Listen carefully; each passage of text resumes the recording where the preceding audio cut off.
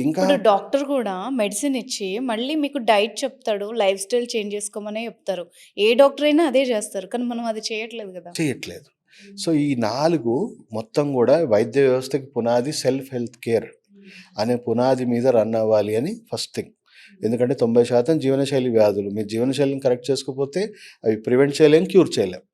So, ప్రాథమిక చికిత్సలో ఎలా ఉండాలి అంటే యాక్యుప్రెషర్ లాంటి వైద్యం. యాక్యుపంక్చర్ ప్రాథమిక చికిత్సలో ఉండదు. హ్మ్. Acupressure, diet, life style, nutrition, basic herbal medicines, ashwagandha ఇలాంటివన్నీ, ఇమ్యూన్ బూస్టర్స్ ఇవన్నీ.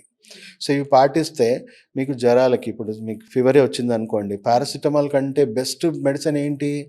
తిప్పతీగ. ఓకే.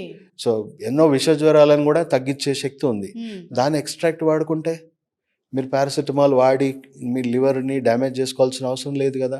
పెయిన్ కిల్లర్స్ వాడాల్సిన అవసరం లేదు. ప్రెషర్ పాయింట్ ప్రెస్ చేస్తే 7 సెకండ్స్‌లో మీ పెయిన్ తగ్గిపోతుంది. హ్మ్. హ్మ్. కప్పింగ్ థెరపీ, గువాషా థెరపీ ఎన్నో థెరపీస్ ఉన్నాయి.